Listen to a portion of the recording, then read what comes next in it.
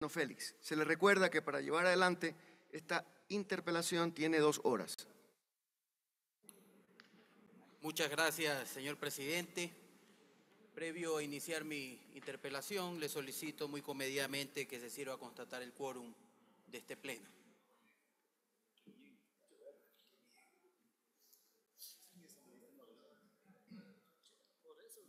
Recién constatamos el quórum. Continúe, señor legislador. Señor presidente, veo que está vacío el pleno. Si es tan amable, por favor, de constatar el quórum. Compañero asambleísta, hace 10 minutos constatamos el quórum. Por favor, le ruego continúe. Pero vemos, presidente, que está vacío el pleno. No, es evidente que no hay el quórum reglamentario. Está corriendo su tiempo, señor legislador. Señor presidente, le insisto muy comedidamente que por favor constate el quórum. Para todos es evidente que no existe el quórum reglamentario para poder seguir y no sería justo que yo empiece a hacer la interpelación sin que estén presente el quórum reglamentario en este pleno. Insisto, señor presidente, por favor. Señor secretario, por favor, certifíqueme si se constató el quórum para poder iniciar la sesión. Con su autorización, señor presidente, me permito informar que hace pocos minutos la Secretaría General procedió a constatar quórum y contamos con el quórum legal para continuación de la sesión presente. Se constató el quórum, compañero asambleísta. Corre su tiempo y lleva Señor presidente, 2 minutos. Le solicito por tercera vez, muy comedidamente, que se sirva a constatar el quórum. Para todos es evidente que no existe el quórum reglamentario para continuar con la sesión. Bueno, igual que quede la solicitud, yo muy comedidamente, señor presidente. Lo vamos a hacer, compañero asambleísta, no se preocupe, cuando sea prudente. Por ahora continúe. Muchas gracias. Y disponga del tiempo necesario. Presidente. Quiero iniciar esta interpelación recordando que el Ecuador es un Estado de Derecho.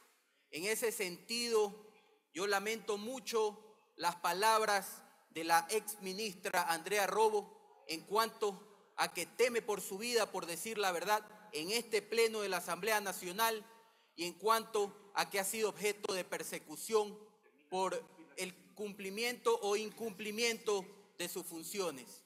Creo yo que en un Estado de Derecho no cabe la persecución. Creo yo que en un Estado de Derecho lo que cabe es decir la verdad a los ciudadanos, en este caso al pueblo del Ecuador. Y en ese sentido, señor presidente, compañeros asambleístas, pueblo ecuatoriano que me está escuchando, reciban un cordial saludo de este servidor Jaime Moreno, interpelante de este juicio político. Quiero iniciar mi intervención manifestando que la energía más cara es la que no se tiene. Y en un país lleno de hombres y mujeres valientes y capaces, donde lastimosamente no hay oportunidades, la falta de energía ha ahondado más aún el problema económico de nuestro pueblo.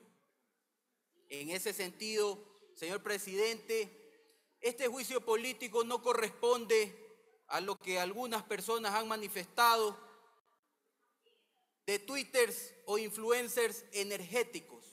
Este juicio político demuestra que la exfuncionaria incumplió con sus funciones cuando estuvo a cargo del Ministerio de Energía y Minas. En ese sentido también vale la pena aclarar, señor presidente, compañeros asambleístas, que tampoco podemos pretender que en 5 meses de funciones se pueda solucionar todos los problemas que tiene el sistema energético. No podemos pedir que se hagan milagros. Sin embargo, era necesario que se tomen todas las acciones posibles para que no lleguemos a los racionamientos energéticos que tanto perjuicio han ocasionado al pueblo ecuatoriano. Y como siempre lo he dicho y lo vengo sosteniendo, la cuerda se rompe por el lado más débil. sobre todo al pequeño comerciante, al pequeño productor, a los que no tienen posibilidad de contratar o comprar una planta generadora y seguir con su actividad económica.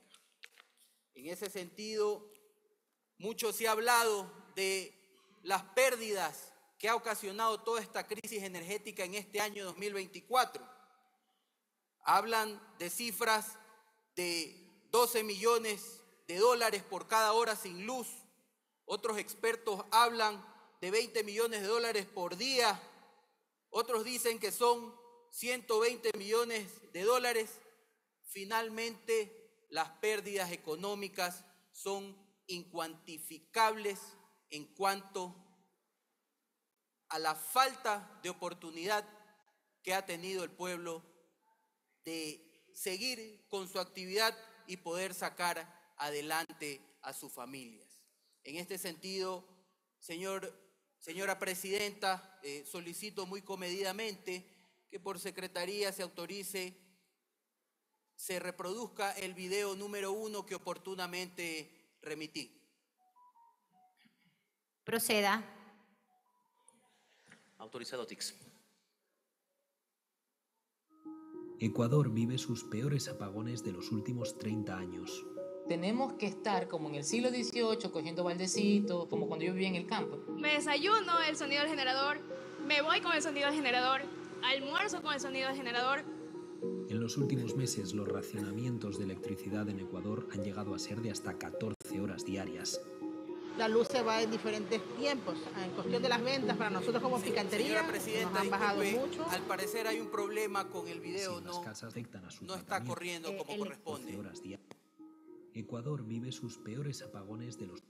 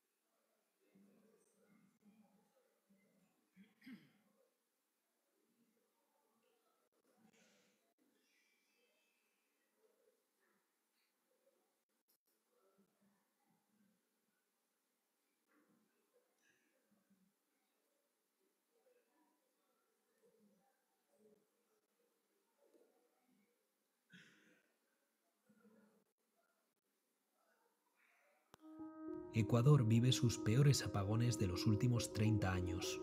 Tenemos que estar como en el siglo XVIII, cogiendo baldecitos, como cuando yo vivía en el campo. Me desayuno el sonido del generador, me voy con el sonido del generador, almuerzo con el sonido del generador. En los últimos meses, los racionamientos de electricidad en Ecuador han llegado a ser de hasta 14 horas diarias. La luz se va en diferentes tiempos. En cuestión de las ventas, para nosotros como picantería, nos han bajado mucho.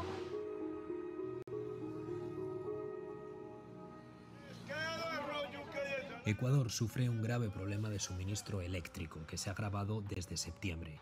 En las calles y en las casas los ecuatorianos tienen que hacer sus actividades en penumbras. Allen y Daniela tienen 3 hijas y han tenido que adaptar su vida a la nueva situación. Si se va la energía, no tienes agua. Y aunque en mi casa tenemos una cisterna, pero no funciona la bomba en la parte de arriba, no hay agua en toda la casa. Entonces tenemos que nosotros organizarnos según los horarios de los cortes que además, horarios que no se cumplen. Tenemos muchas cosas electrónicas que necesitamos, como es la cocina, los alimentos mismos de las niñas. Más allá de las incomodidades de la vida cotidiana, la falta de luz tiene implicaciones serias. Fabricio Palma es paciente de diálisis y los apagones afectan a su tratamiento, que ahora es más breve. Justo se va la energía y nos tuvieron que cortar la diálisis casi media hora antes de lo normal, o 1 hora antes de lo normal. Y al día siguiente amanecí con fiebre. Según el gobierno de Ecuador, la crisis se explica por el cambio climático y la dependencia que tiene el país de las hidroeléctricas. Ecuador vive la peor sequía de los últimos 60 años y las centrales, que aportan el 90% de la energía del país, no están generando la necesaria. Pero según expertos que consultó BBC Mundo, este déficit energético se debe también a las fallas de planeación, inversión y mantenimiento del sector energético. Ecuador enfrenta un déficit energético de 1.080 megavatios, un 20% de su capacidad de generación. Ahora la actividad depende de generadores. Cada edificio de esta zona tiene un generador, entonces yo le digo que es una orquesta. Funcionan todo el día porque los cortes son de 9 de la mañana a 12 del día. Almuerza de apagón y de ahí vuelve de 1 a 3 de la tarde. De ahí se va la luz de 6 a 8 de la noche. Al lado hay un garaje, entonces nosotros compramos su luz. Normalmente ya tenemos una tarifa básica de luz, ya, entonces imagínate, ahora tenemos que pagar un extra. Los apagones han hecho aumentar los precios y están afectando ya al empleo y a la economía. Según los datos de la Cámara de Comercio de Quito, el sector industrial ha perdido ya unos 4.000 millones de dólares y el sector comercial unos 3.500 millones. A esto se une que Ecuador sufre desde hace años la peor crisis de seguridad y violencia de su historia en el contexto del auge del narcotráfico en la región. Con la falta de electricidad ha empeorado la situación. En un lado está oscuro, y ahí se aprovechan todos los delincuentes a delinquir. A la vuelta de la esquina pues ya le robaron su celular, sus pertenencias, y entonces es un peligro. 4 ministros han pasado por la cartera de energía en el último año del gobierno de Daniel Noboa. Colombia anunció que exportará energía a Ecuador para ayudar a aliviar la crisis, pero según los expertos el problema es estructural y no se resolverá a corto plazo. Tenemos la esperanza de que vengan tiempos mejores. Yo sé que tenemos que compartir esta crisis, no sé hasta cuándo, y que ya acabe.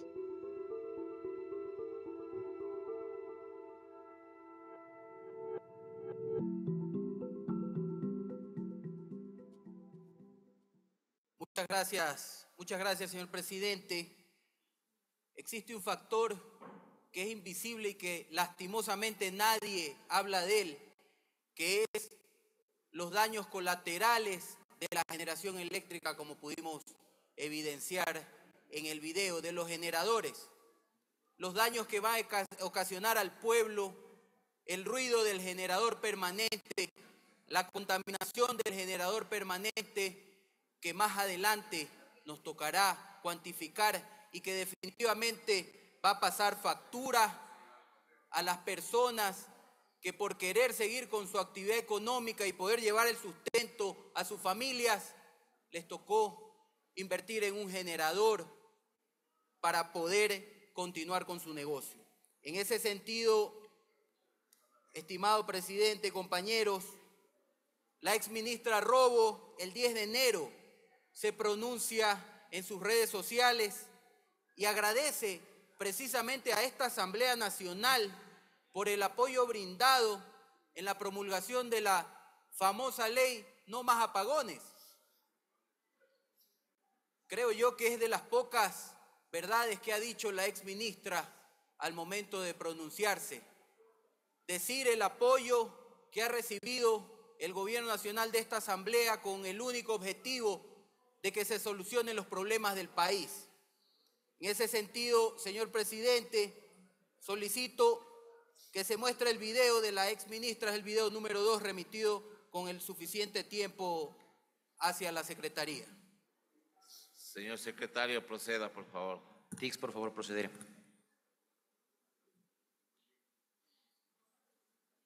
Quiero agradecer a la Asamblea Nacional por el apoyo brindado para la ley No Más Apagones.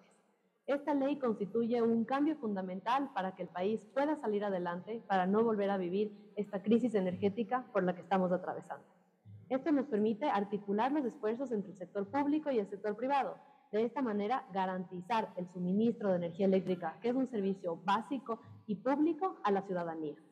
Esta ley permite fortalecer la eficiencia energética, que es un sistema cultural que nos va a permitir a las nuevas generaciones afrontar de la mejor manera los retos que establece la transición energética. Gracias a la Asamblea por ser parte de este proceso, por fortalecerla y por tener una visión a largo plazo para el cumplimiento de los objetivos de desarrollo sostenible. Gracias, señor presidente. Y yo me pregunto, luego de que esta asamblea hizo su trabajo, ¿cuáles son los resultados por parte de la cartera de Estado? ¿Por qué, a pesar de que se promulgó la ley No Más Apagones, no se buscó la inversión necesaria en el sector eléctrico para garantizar al pueblo ecuatoriano que nunca más vaya a existir apagones, o por lo menos, paliar la situación energética que estábamos viviendo y que venimos sufriendo durante ya 4 meses?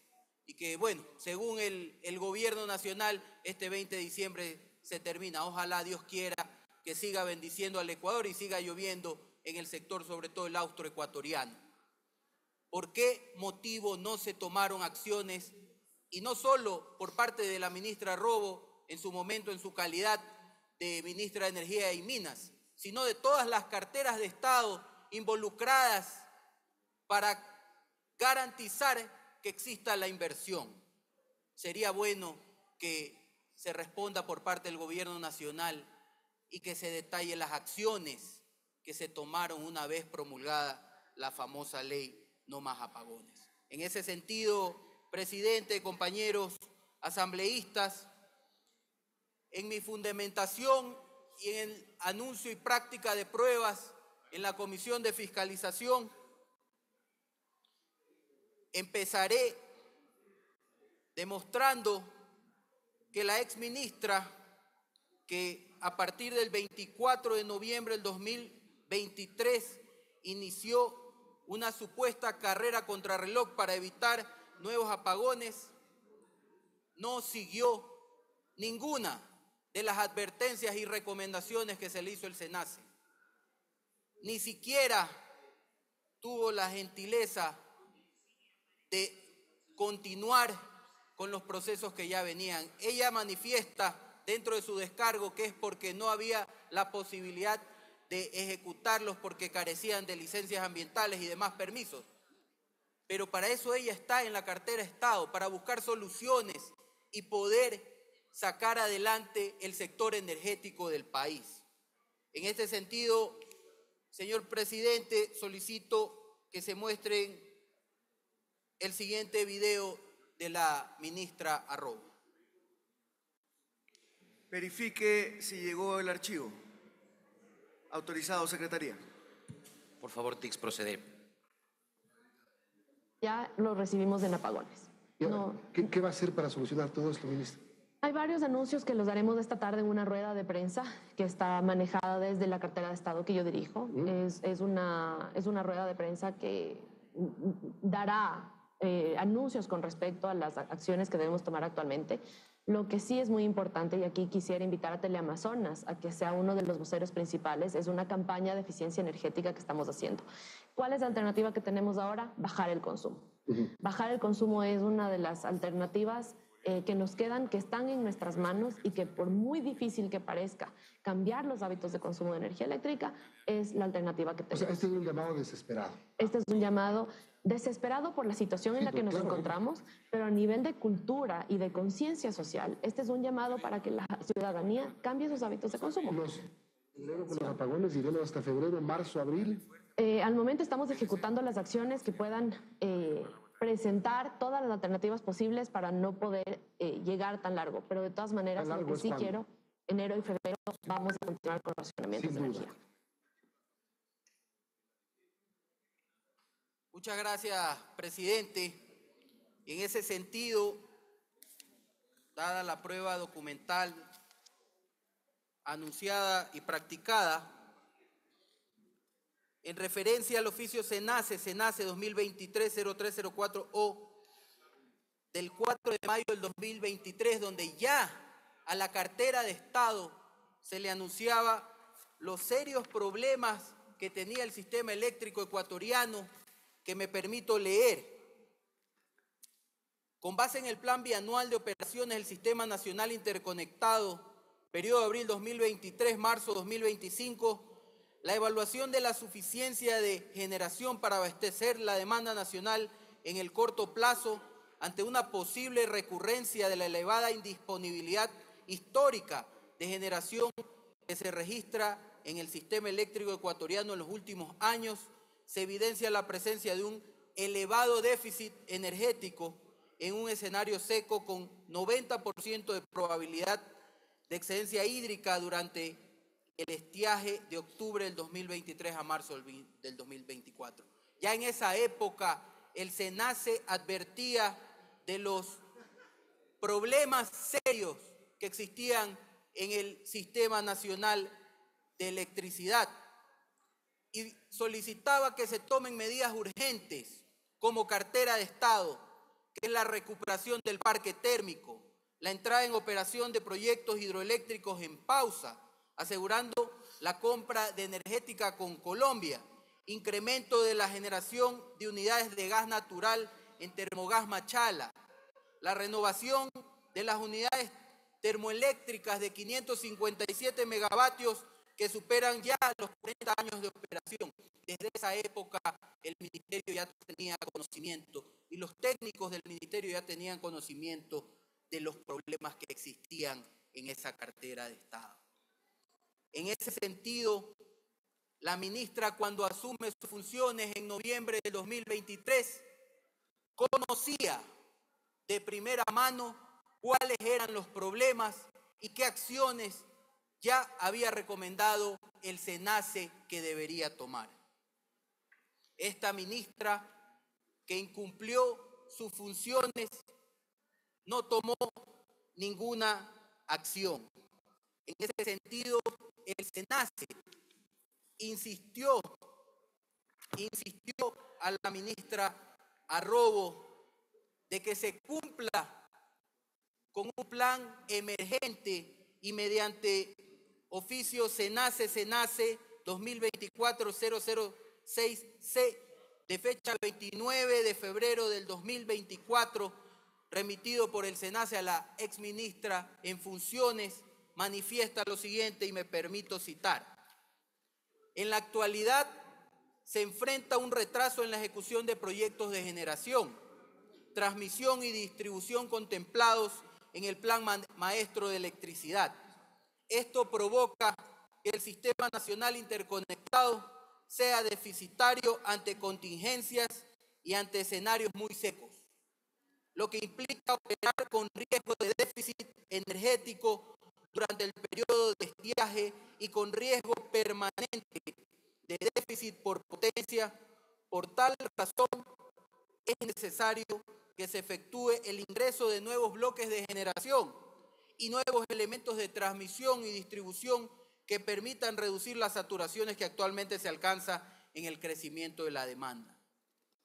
2. La solución definitiva para garantizar el suministro eléctrico futuro reside en la planificación de la expansión continua que permite el desarrollo y construcción de nuevos proyectos de generación, transmisión y distribución, muchos de ellos definidos ya en el Plan Maestro de Electricidad y en el Plan de ingreso de nuevas instalaciones de Select Transelectric.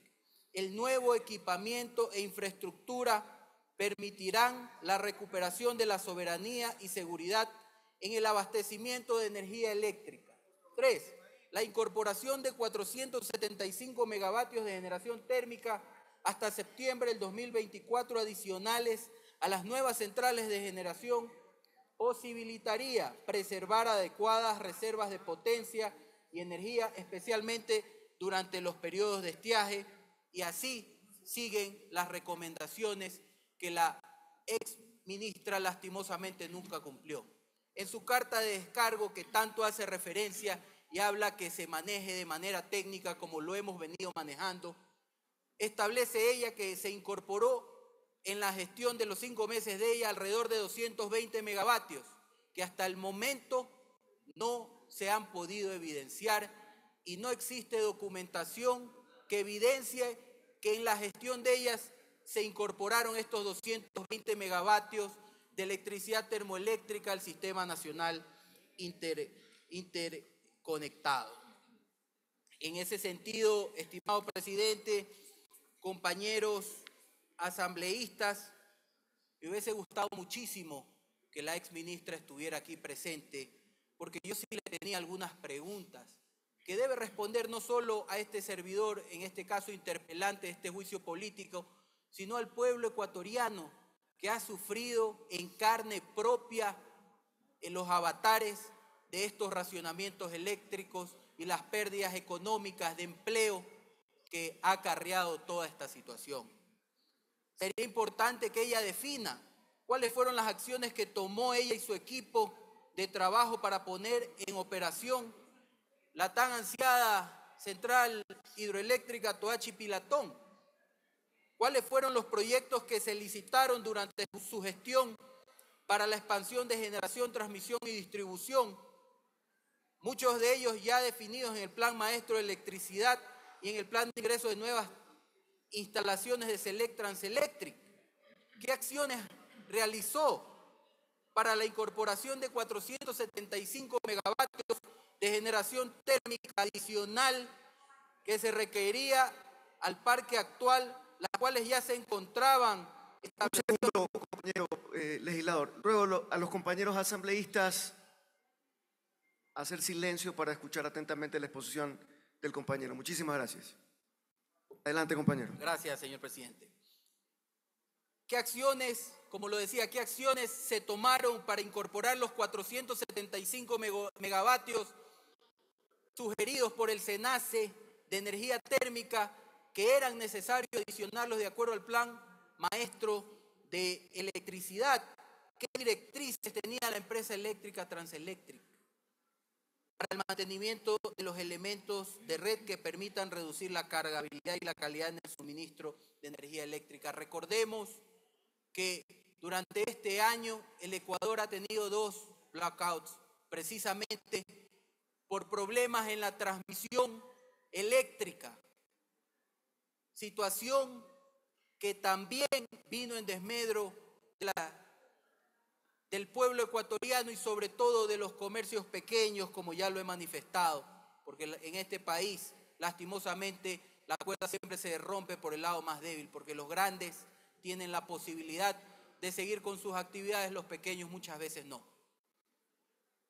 Que indique también cuál fue el aprovisionamiento de recursos financieros y operativos para que la central Coca-Cola Sinclair pueda entrar en reparación de los sellos de válvulas esféricas U1, U2, U3 y U4 que estaban previstas para el primer trimestre del 2024. Que justifique, sería importante, en caso de no haberse cumplido ninguno de los preceptos anteriores y que fueron recomendados en su oficio del 29 de febrero por el SENACE, cómo iba a asegurar la importación de energía desde Colombia, importación básica y fundamental para el Sistema Nacional Interconectado y para evitar el riesgo de los racionamientos eléctricos que lastimosamente hemos venido sufriendo. También la ministra Robo mencionaba en sus descargos que desde abril del 2004 para aquella fecha pasó exactamente lo contrario. Desde la última semana de marzo se registraron 2 fallas técnicas que hicieron necesario la desconexión por cargabilidad, estimado señor presidente y compañeros asambleístas. En ese sentido, el SENACE también había advertido desde el 18 de febrero del 2024, haciendo algunas recomendaciones, entre ellas que era necesario que la ex ministra gestione la repotenciación de 15 subestaciones en 7 provincias del país. En el mediano plazo se observan altas cargabilidades en la autotransformación de las subestaciones Chone y Pozorja, cercanas al 100% de su capacidad nominal, siendo urgente ampliar la capacidad de transformación de estas subestaciones. También hizo caso omiso.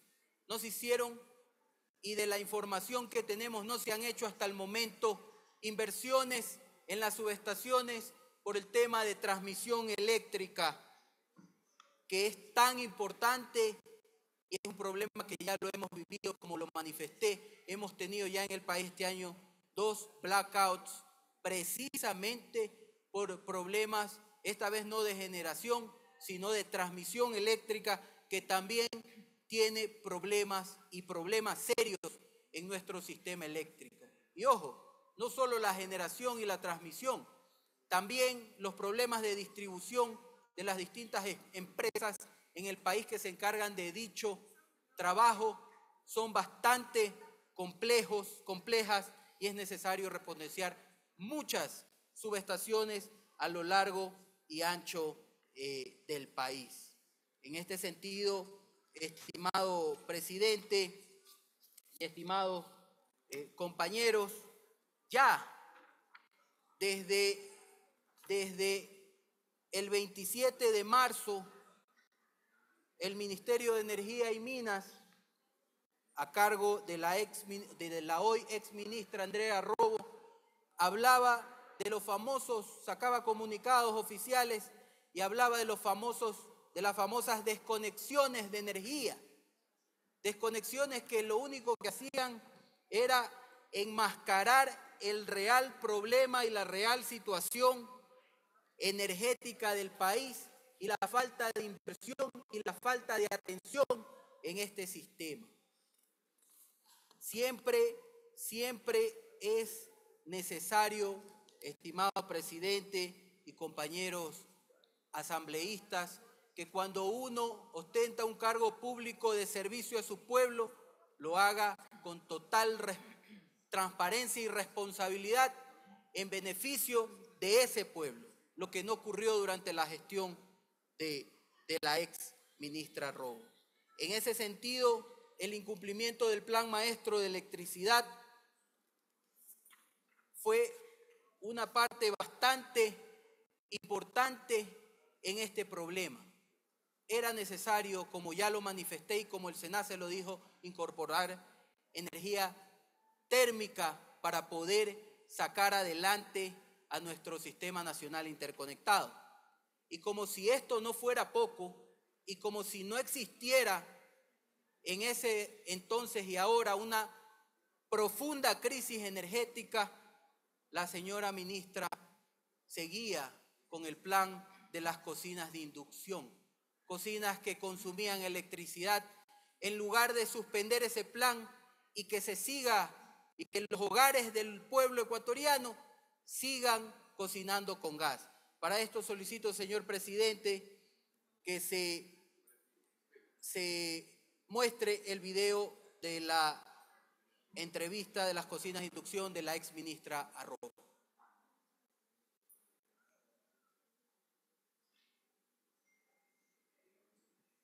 Autorizado. Por favor, Tix, proceder.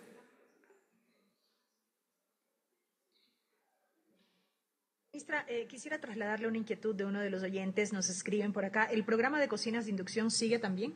El programa de cocinas de inducción tiene una fecha de cierre, este es un proyecto de inversión. Justamente hacíamos un levantamiento de que hay cocinas de inducción disponibles todavía y eso no tendrían por qué estar guardadas cocinas de inducción. ¿Desde cuándo estamos hablando? ¿Está vigente el programa? El programa está vigente desde hace 10 años, prácticamente 8, 10 años. O sea, ¿nunca dejó de estar vigente? No, nunca dejó de estar vigente porque es un programa que tiene que recuperar la inversión. O sea, ustedes recordarán que en su momento que las cocinas se financiaron, ¿no? O sea, y que iban a ser cobradas paulatinamente las tarifas eléctricas. Entonces, ese programa no se puede cerrar porque tiene un fin recaudatorio mucho más allá de una campaña de entrega de cocinas de inducción.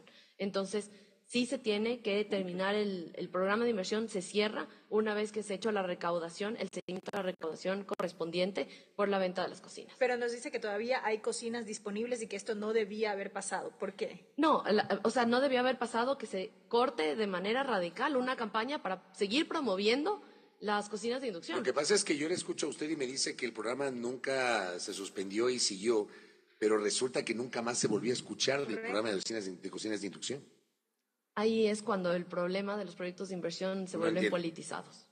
Porque es un programa, la cocción eficiente, estamos hablando como la campaña de los refrigeradores o los focos ahorradores. ¿Por qué tenía que cerrarse una campaña que iba enfocada en la eficiencia energética y en el mejor manejo del sector de generación de electricidad, de uso de la electricidad del país? ¿Por qué? Porque lo hizo un gobierno anterior y había que dejarlo de lado. porque yo vengo con una mejor idea y la anterior estuvo mala. Entonces, realmente creo que ese es uno de los problemas para darle continuidad a proyectos que uno tiene que establecerlos en una línea de trabajo y de operatividad a lo largo del tiempo, que tiene que ver con el desarrollo de un sector y no con un tema de una imposición política, que es lo que estamos nosotros tratando de recuperar, qué es lo que se ha quedado en el tiempo y no se le ha dado continuidad y que es importante sacarlo. Y no hablemos únicamente de cocinas de inducción, simplemente con el Plan Maestro de Electricidad. Es algo que lo tiene que trabajar, pero no se lo ha hecho. Gracias, señor presidente. Yo me pregunto y le pregunto a la exministra Robo, ¿existía la suficiente electricidad más allá de lo político, como ella lo dijo en la entrevista, más allá de lo político, existía la suficiente electricidad para seguir migrando las cocinas de gas a cocinas de inducción en los hogares del pueblo ecuatoriano? ¿Podíamos garantizar que ellos puedan preparar sus alimentos con esta cocina de inducción si es que el Sistema Nacional Interconectado tenía déficit por todos lados en generación, transmisión, distribución? Yo creo que no. Y más allá de lo político, como ella mismo lo afirmó en la entrevista, no se trata de boicotear un plan u otro plan porque venga de un gobierno o de otro gobierno, sino que se trata de ser coherente y de ser realista y de tener los pies bien puestos sobre la tierra para no seguir perjudicando al sistema eléctrico ecuatoriano y al pueblo ecuatoriano, los sectores productivos, los sectores comerciales. Lastimosamente, al parecer, la exministra no tenía los pies bien puestos sobre la tierra y a pesar de que conocía de primera mano desde el día 1 que llegó al Ministerio de Energía y Minas, ella quería seguir aparentando lo que no estaba ocurriendo en el país. Quería enmascarar una de las peores crisis energéticas del Ecuador con cocinas de inducción. Esa es la realidad que se estaba viviendo en ese entonces desde el Ministerio de Energía y Minas. Ahora, sería importante conocer por qué lo hizo, por qué ocultó información al pueblo ecuatoriano, por qué no cumplió con sus funciones garantizando la tan nombrada en nuestra Constitución soberanía energética y así el bienestar de los conciudadanos. Ella manifiesta ahora en un comunicado que lo hizo obedeciendo disposiciones del presidente Noboa. En ese sentido, conocemos también que una vez que ella salió del Ministerio de Energía y Minas, el presidente de la República le siguió algunas acciones legales y puso algunas denuncias, una de ellas por sabotaje. Y en ese sentido, señor presidente, solicito que se proyecte el video del presidente Noboa. Verifique, Secretaría, si llegó el archivo. Sí, señor presidente. Autorizada la reproducción. Por favor, TICS, proceder. Hoy tomamos una decisión fuerte, una vez más, porque nos toca, que es declarar en emergencia el sector energético del país. Le pedido la renuncia a la ministra y asimismo hemos iniciado una investigación por sabotaje, porque hay en ciertas zonas, en ciertas plantas eléctricas, ha habido sabotaje. Nosotros no vamos a permitir que eso pase y lo hacen de miserables la última semana antes de una consulta popular porque saben que la tenían perdida. Esta investigación no va a descansar, ya hemos presentado a Fiscalía y el CIES está trabajando en eso. Toda persona involucrada será considerado no solo traidor a la patria, sino una amenaza a la seguridad nacional. Nadie a mí me va a cuentear en el último segundo de que tenemos que darle 5 horas de apagón a Guayas. Nosotros no vamos a dar más apagones esta semana. Eso lo hemos tomado como decisión. Asimismo, es una decisión presidencial. para contrarrestar el accionar de estos miserables, nosotros cubriremos el 50% de la planilla eléctrica en los hogares del mes de abril. Silencio, por favor, compañero. Gracias, muchas gracias, señor Adelante, presidente. señor secretario. Perdón, asambleísta. Muchas gracias, señor presidente, por la reproducción del video. Vimos claramente como el presidente Noboa hablaba de sabotaje y yo a este punto me pregunto, ¿cuáles son los resultados de la investigación que emprende el CIE, la Fiscalía y todas las instituciones que nombró? ¿Cómo puede ser posible que a la represa Mazar se abra una compuerta para que se vaya el agua, compuerta que obviamente no existe, y que se pierda toda esa posibilidad de generación gracias a un sabotaje? Me resulta bastante difícil concebirlo, me resulta bastante difícil creerlo. En ese sentido, yo sí le hago una pregunta al pueblo ecuatoriano para que la analice y la responda con el talento y sabiduría que siempre tiene nuestro pueblo. ¿Quién está saboteando hoy por hoy al pueblo ecuatoriano con estos apagones? ¿De dónde viene el sabotaje institucionalizado y recurrente para que el pueblo siga en los apagones? Yo creo que por parte del gobierno nacional, indiscutiblemente teniendo ministros encargados permanentemente de energía y minas y nombrando gente sin preparación y que no puede dar respuesta al sector energético como corresponde. Tuvimos primero al señor ministro Luque encargado de esa cartera de Estado que no tenía definitivamente la experticia para hacerlo y que conocimos por boca de él que sin contrato ya venía una barcaza de 100 megavatios para poder suplir y paliar un poco esta crisis energética. Por otro lado, nombraron al señor Goncalves como ministro titular, ministro que estuvo poco tiempo y como dicen en el argot popular no daba pie con bola para tratar de solucionar esta crisis energética. Ahora, la ministra Manzano, que está encargada de Energía y Minas, ministra conocedora del tema ambiental y que es ministra titular del MATE, también sin la experticia necesaria para dar solución definitiva a esta crisis. Hoy conocemos que se reducen las horas, gracias a que el pueblo ecuatoriano es un pueblo bendecido por Dios y que las lluvias llegaron y que los embalses de las centrales hidroeléctricas se llenaron y pueden ahora generar electricidad para suplir todo ese déficit. Pero ¿qué pasa si nuevamente llega la sequía y paran las lluvias? Otra vez vamos a condenar a nuestro pueblo a apagones y a pérdidas millonarias. Vamos a condenar a nuestro pueblo a seguir en la pobreza y a seguir en esta crisis económica generalizada, donde la falta de oportunidades crece aún más. Yo creo que desde el gobierno nacional se debe hacer una reflexión a tomar decisiones importantes en el sector eléctrico y a invertir los recursos que sean necesarios para paliar precisamente esta crisis energética.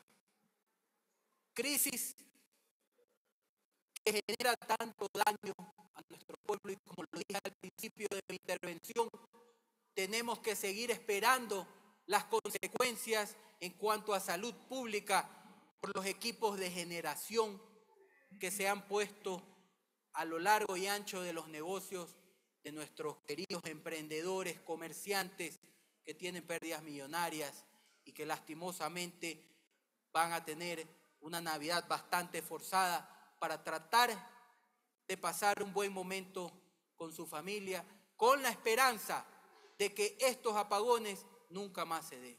pero lastimosamente no veo acciones concretas por parte del gobierno nacional para garantizar aquello.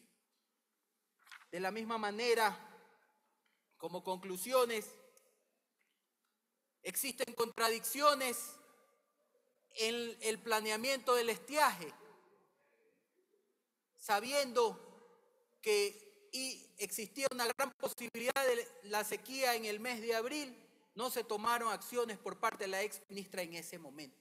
Ella manifestó en su descargo que estaba planificándose para el segundo semestre del 2024, donde efectivamente hemos vivido 4 meses de apagones, pero no existe evidencia de aquello. Es simplemente la palabra de ella en el comunicado de descargo de 25 hojas presentado en la Comisión de Fiscalización.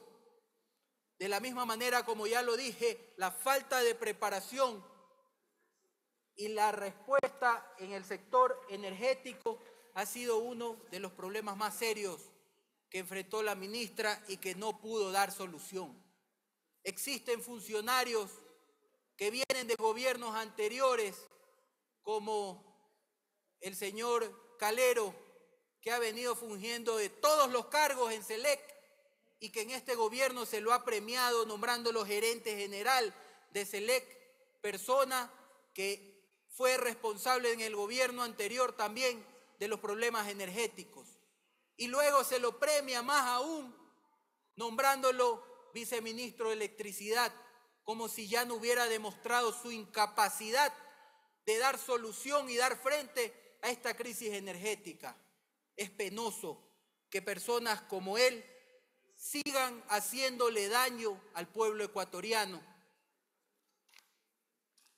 Asimismo, acciones insuficientes en proyectos críticos como Toachi Pilatón, como la repotenciación de 15 subestaciones de transmisión eléctrica en 7 provincias del país, la ausencia de soluciones sostenibles ya demostradas y planificadas, valga la redundancia, en el Plan Maestro de Electricidad, que no se ha cumplido y que no se ha tomado en cuenta. Algún momento escuché al ministro Luque diciendo que ese Plan Maestro de Electricidad es como para Suiza.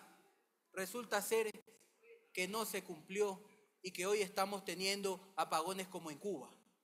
Esa es la realidad que hemos estado viviendo en el Ecuador. De la misma manera, mantenimiento y reparación insuficientes de infraestructura crítica como Coca-Cola Sinclair, que tenía previsto un mantenimiento importante para este año 2024 que es necesario realizarse. Inconsistencias en auditorías y contratación.